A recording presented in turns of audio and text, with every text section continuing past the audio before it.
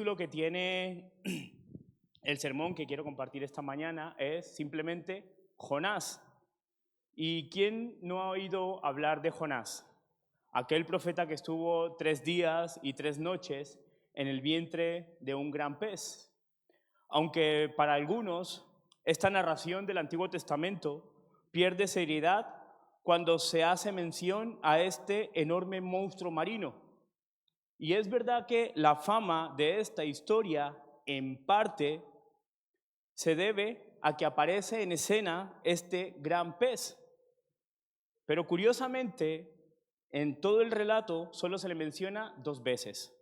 Cuando se traga a Jonás y después cuando vomita a Jonás, desapareciendo del relato una vez que cumple con el propósito divino.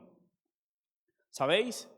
En la antigüedad no faltaba este tipo de narraciones, cuentos que se difundieron por todas las playas del mundo por boca de muchos marineros, en Grecia, en Siria, en Egipto y hasta en América.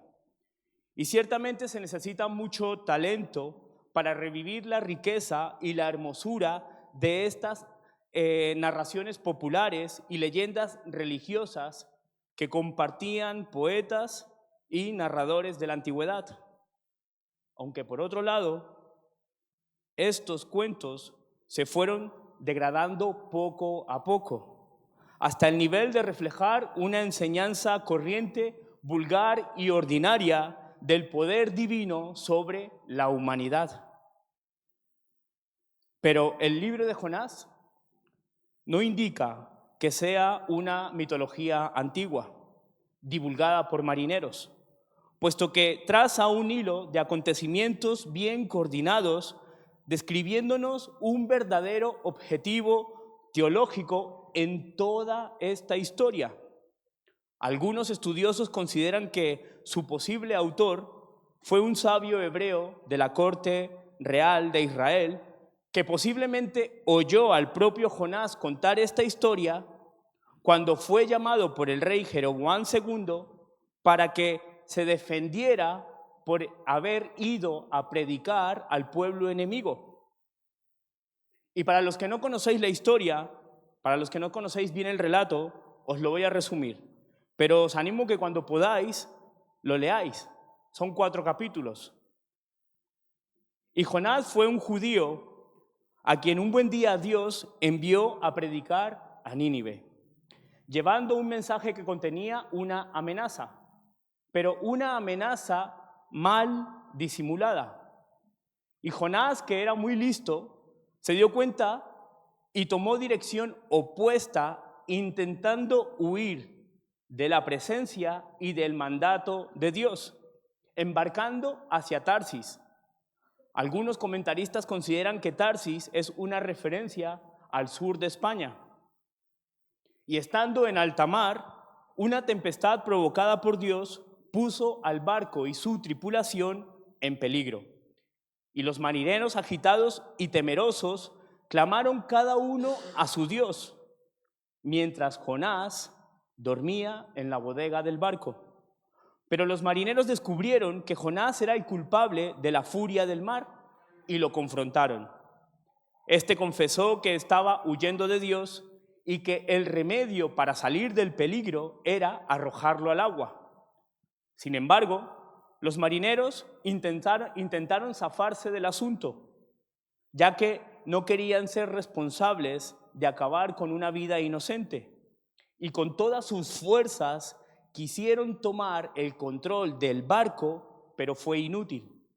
Entonces, estos marineros clamaron al Dios de Jonás pidiendo que no les hiciera perecer por su culpa, y lo arrojaron al agua. En ese momento, dice el texto, que el mar calmó su furia y apenas Jonás cayó al agua, Dios hizo que un pez gigantesco se lo tragara. El monstruo marino lo llevó 3 días con sus 3 noches en el vientre, hasta que finalmente lo vomitó en la playa. Cuando estuvo nuevamente en tierra, Jonás tuvo que ir a realizar su misión de predicar el mensaje divino a los de Nínive, aunque vuelvo y repito, él no quería llevar la advertencia de Dios para dicho pueblo. Y ciertamente pasó lo que Jonás esperaba, pero no quería. Nínive respondió positivamente a la predicación con la esperanza de que Dios retirase su amenaza, y de hecho así fue, provocando más el enojo y el desagrado de Jonás. Tanto que Jonás le dice a Dios: «Oh Señor, ¿acaso no era esto lo que yo me decía mientras estaba en mi tierra? Por eso me apresuré a ir a Tarsis, porque yo sabía que tú eres un Dios benévolo y compasivo, lento para la ira y grande en misericordia. Y yo sabía que desistes en dar castigo». Esto está en Jonás capítulo 4, versículo 2. Como vemos, a este judío no le gustó la idea de que Dios fuese misericordioso y bueno con sus enemigos, donde lo admirable, además de que el Señor perdonara a esta nación enemiga, es que Dios, al final del relato, le da explicaciones teóricas y prácticas a este profeta rebelde. Terminando esta historia con una pregunta abierta de parte de Dios a Jonás, diciéndole: ¿no crees que yo debo preocuparme y tener compasión por tus enemigos? ¿Sabéis? Este libro está lleno de sarcasmo, de eventos inusuales y desenlaces irónicos, donde lo que se espera de cada personaje o de cada situación, según la etiqueta que tienen, estos hacen todo lo contrario a lo que se supone que deberían hacer. Por ejemplo, tenemos a un Dios bondadoso que parece tener la necesidad de dar explicaciones y de justificarse por su clemencia ante el reclamo de un simple mortal. Por otra parte, tenemos al mortal que, como vocero de Dios, mostró signos de rebeldía, negándose rotundamente como profeta a llevar el mensaje.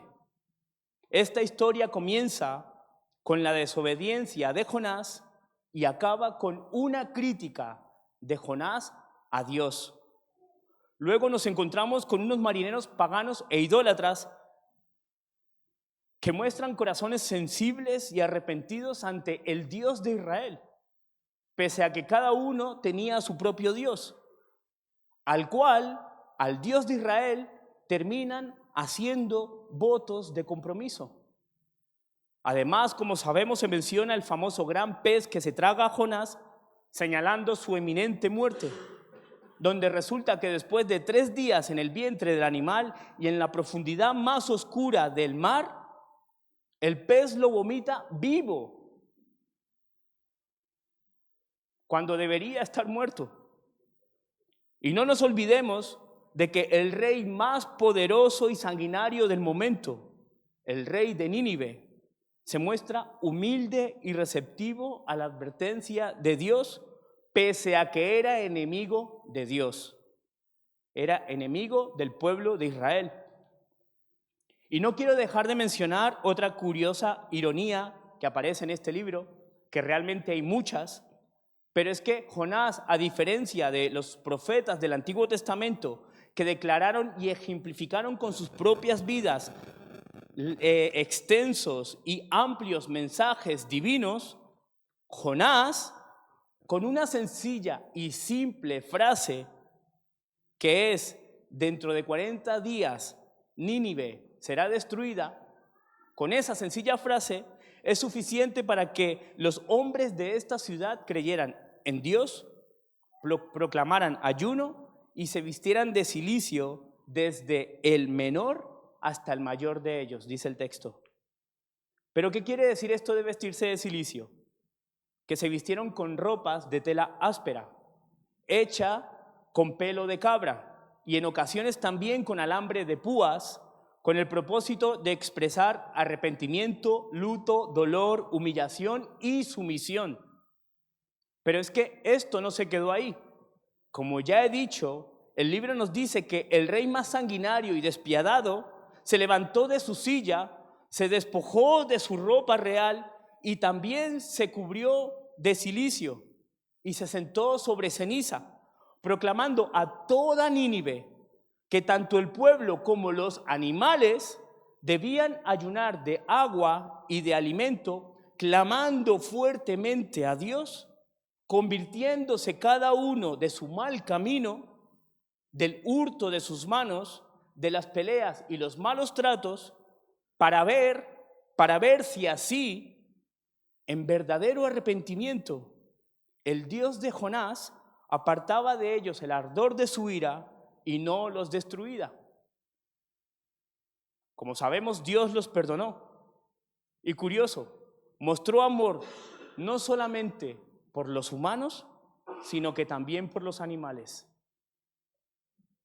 Y hoy me gustaría que en base a este relato, juntos como iglesia, como familia en la fe, sacáramos el Jonás que llevamos dentro.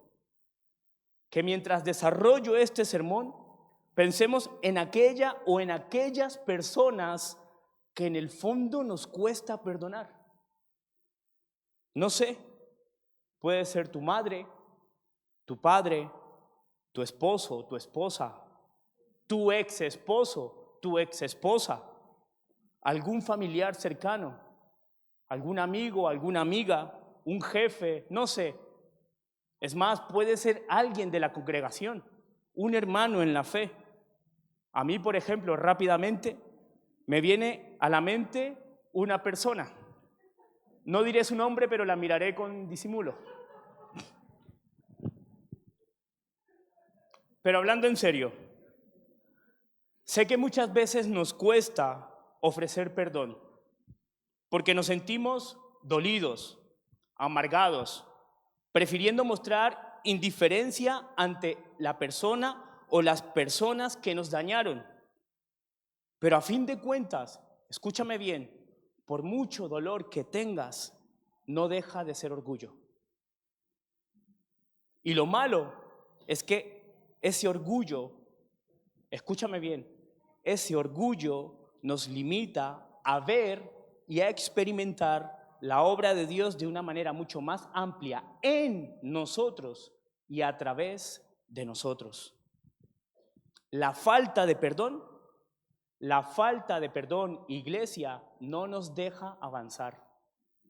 No nos deja avanzar, nos estanca, nos mantiene atados, impidiendo que comprobemos y vivamos mejores cosas. Y puede que tengas muchos años en el cristianismo, pero si esto es así, déjame decirte que tristemente estás evidenciando que el cristianismo no está en ti. En su momento, es verdad que podamos entender el por qué Jonás no quería el perdón para este pueblo, ya que esta gran ciudad como capital de Asiria, con más de 120,000 habitantes, fue reconocida porque no se satisfacían con solo conquistar a sus enemigos, sino que se complacían con torturarlos, donde, por ejemplo, arrancaban la piel de sus prisioneros, dejándolos literalmente despellejados en vida. En el mundo antiguo, Nínive destacó por su salvajismo, crueldad y arrogancia. Representó un peligro real y latente para el reino de Israel.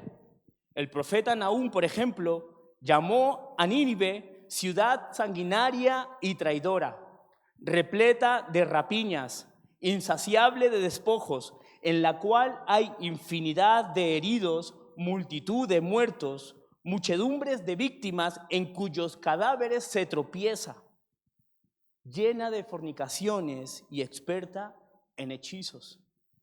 Esto está en Nahum, capítulo 3, del 1 al 4. Pero ¿sabéis?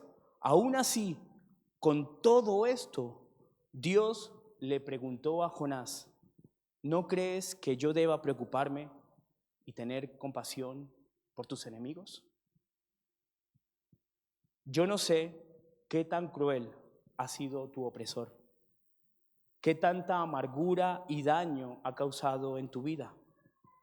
Pero Dios te pregunta lo mismo que le preguntó a Jonás. ¿No crees que yo deba preocuparme y tener compasión por tus enemigos? Como dije antes, este libro está lleno de sarcasmo, que no va de que Dios se esté burlando de ti, de tus sentimientos, de tus pensamientos, de tu dolor, sino que se trata de que Dios te quiere llevar a una realidad invertida, a un mundo al revés, que si lo miras desde tu malestar, desde tu daño y desde tu orgullo, obviamente va a causarte gracia. Puede sonarte como algo chistoso. Tato, perdona a Lidia. Venga, hombre, sí. Pero Dios quiere que sea así.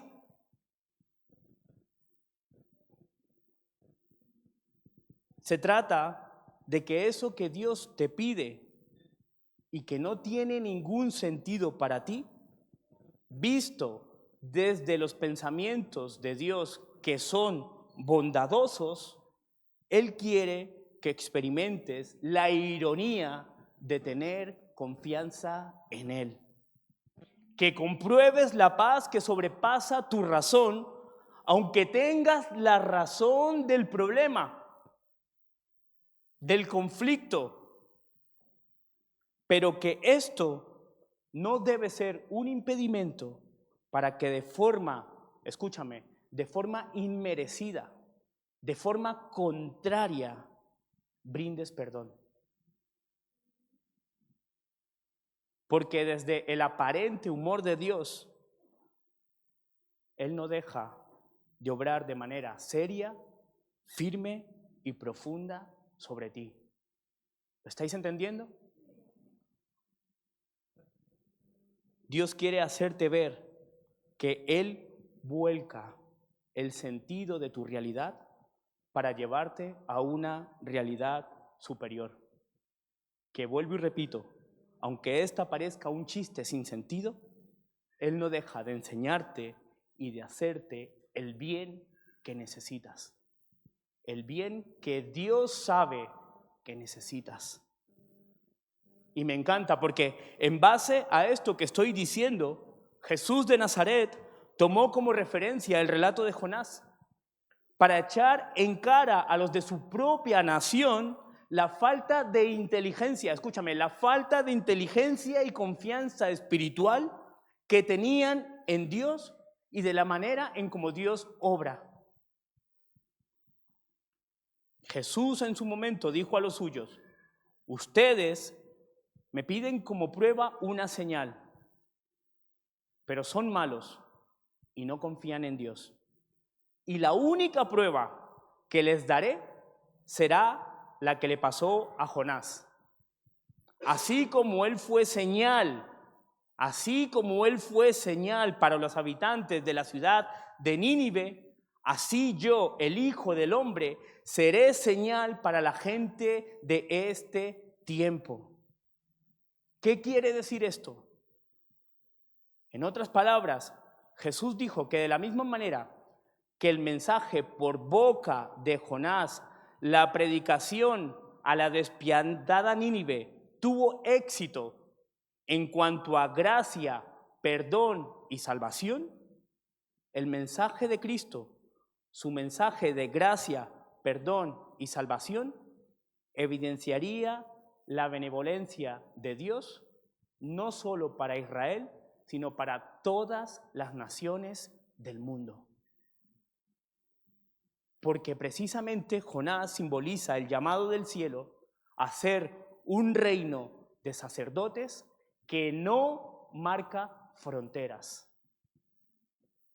Jonás fue usado por el Señor para mostrar gracia y perdón a sus enemigos y romper con las barreras de la arrogancia religiosa. Lo que quiero decir es que Dios ha puesto su bondad, su mensaje de bondad en cada uno de los que estamos en este lugar. Así como lo hizo con Jonás y así como lo hizo con Jesucristo. Y nuestra responsabilidad con la gente de este tiempo es que ellos sepan reconocer y acoger al Dios que llevamos dentro. Se nos ha concedido el ministerio de la reconciliación. Así que tengamos cuidado de que no nos pase como a la nación de Israel, que vio a los extranjeros paganos como indignos. Tengamos cuidado que no nos pase como a Jonás, que mirando a su propio pensamiento y corazón, renegó del corazón clemente de Dios, diciéndole, vuelvo y repito, pero en otra traducción, Señor, ya decía yo, hiciste lo que pensé que harías cuando aún estaba en mi tierra. Por eso quise huir lejos de ti. Por eso huí a Tarsis, porque sabía que tú eres un Dios misericordioso y compasivo, lento para enojarte y lleno de amor inagotable, dice esta versión, que estás dispuesto a perdonar y no destruir a la gente. Y ojo, porque es muy fuerte lo que Jonás ahora le dice al Señor. Dice, quítame la vida ahora, Dios. Quítame la vida. Prefiero estar muerto. Porque si vas a ser así, mejor mátame. Fuerte, ¿no? Ojo, tengamos cuidado, porque nuestra xenofobia, nuestro odio, nuestra antipatía natural y espiritual puede costarnos una vida. Y las vidas para Dios son de mucho valor. Independientemente de qué, quién y cómo sea esa persona. Independientemente de la etiqueta que lleve. Tengamos cuidado de creer lo que se creía el pueblo de Israel, que bajo su orgullo exclusivista y nacionalista pensaron que iban a juzgar a las naciones, y Jesús, precisamente volcando, invirtiendo la perspectiva de su historia, con cierta ironía les dijo, en el juicio final, la gente de la ciudad de Nínive se levantará y hablará contra ustedes, porque esa gente sí cambió de vida cuando oyó el mensaje que anunció Jonás. Pero ustedes oyen mi mensaje y no cambian, a pesar de que soy más importante que él. Esto está en Lucas 11, versículo 32. En serio, como sacerdotes del evangelio y portadores de gracia, somos de los que oímos el mensaje y no cambiamos. ¿Somos tan rencorosos que nos cuesta perdonar? ¿Acaso nuestro orgullo religioso nos hace ver a los demás como indignos de salvación? Porque, ojo, Jesús continuó diciendo, nadie enciende una lámpara y luego la esconde y la pone debajo de una canasta o dentro de un cajón. En cambio, una lámpara se coloca en un lugar alto donde todos los que entren a la casa puedan ver su luz. Tu ojo es como una lámpara que da luz a tu cuerpo. Cuando tu ojo está sano, tu cuerpo está lleno de luz. Pero cuando tu ojo es maligno, tu cuerpo está lleno de oscuridad. Y dice Jesús, asegúrate de que la luz que crees tener no es en realidad oscuridad. Si estás lleno de luz, sin rincones oscuros, entonces tu vida será más radiante. Será como un reflector que te llenará con su luz. Repito, la falta de perdón nos limita. La falta de perdón es oscuridad en nuestra vida.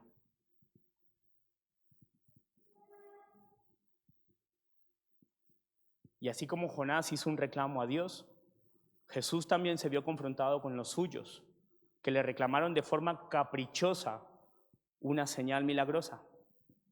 Pero a estos ciegos y orgullosos israelitas, Jesús les respondió: la única señal que les daré, siguiendo con la referencia de Jonás, dice, será la del profeta Jonás. Porque así como Jonás estuvo en el vientre del gran pez durante 3 días y 3 noches, el Hijo del Hombre estará en el corazón de la tierra durante 3 días y 3 noches. Esto está en Mateo capítulo 12, versículos del 39 al 40. ¿Qué quiere decir esto exactamente? Pues que así como el destino de Jonás estuvo marcado por la muerte y luego de 3 días en el vientre del pez, en las oscuras profundidades marinas, volvió a la luz de la vida, Jesús pasaría en el seno de la tierra, en el mundo subterráneo, 3 días muerto, o sea, de viernes a domingo, para después resucitar. ¿Sabéis? A partir de hoy, de este domingo y hasta el próximo domingo, esto es lo que celebramos en el cristianismo: la pasión, la muerte y la resurrección de Jesús de Nazaret, el Cristo, donde recordamos que Jesús evidenció de forma irónica como el ungido divino, que fue el muerto que trajo vida, el maldito que bendice, el rechazado que abraza, el condenado que salva, el odiado que ama y el inocente que perdona. ¿Acaso no parece esto un chiste? ¿Una divina comedia? Bajo los conceptos de este sistema, sí. Una locura, una insensatez, una ironía, pero bajo la soberanía de los pensamientos de Dios es poder y sabiduría de lo alto. Sabiduría que invierte, altera, vuelca y transforma la perspectiva de nuestra historia, desechando la inteligencia de los entendidos y enloqueciendo la razón de este mundo. Flipa, colega. Y voy acabando. Esta historia real de la fe cristiana en la humanidad, esta verdad que celebramos durante esta semana de forma muy puntual, para algunos, al igual que el relato de Jonás, les suena a mito, a una leyenda religiosa que compartían poetas, narradores y sacerdotes de la antigüedad, que con el paso del tiempo la Iglesia ha ido degradando poco a poco hasta el nivel de reflejar una enseñanza corriente, vulgar y ordinaria del poder divino sobre la humanidad. Pero lo cierto es que en el cristianismo, en el verdadero cristianismo, no se necesita de mucho talento para revivir la riqueza y la hermosura de la historia del Dios que se hizo hombre. Lo que se necesita, escúchame bien, lo que se necesita es que tengas fe y que tu vida sea la evidencia de la irónica confianza del Cristo que extiende gracia y misericordia a todos sin distinción, que reflejes la luz del Dios que no tiene fronteras. Refleja la luz del Dios que no tiene fronteras. Recuerda que Jesús dijo: id pues y aprender lo que significa misericordia quiero y no sacrificios, porque no he venido a llamar justos, sino a pecadores al arrepentimiento. Mateo 9, versículo 13. Escucharme, Jonás no fue un mal profeta. Jonás no fue un mal profeta, solo que no tuvo una comprensión más amplia de la gracia de un pueblo de Dios universal. Y me encanta porque con todo y esto, el libro de Jonás es el más misionero del Antiguo Testamento, enseñándonos paradójicamente dentro de su contexto el amor de un Dios clemente, compasivo, lento para la ira, lleno de amor inagotable, dispuesto a perdonar y no destruir a la gente. Por eso te animo a que saques la incomprensión del Jonás que llevas dentro, a que saques el orgullo de la nación de Israel que llevas dentro y que respondas a la pregunta que Dios te hace hoy de forma muy particular. ¿No crees que yo deba preocuparme y tener compasión por tus enemigos? Así como lo hago día a día contigo. Iglesia, por favor, no te cierres a la ironía de su confianza, aunque esto en muchas ocasiones contradiga tu razón, contradiga tus emociones y contradiga tus pensamientos. Confía en Dios, confía en Dios y Él manifestará su bondad en ti y a través de ti. Amén. Poneos de pie, por favor.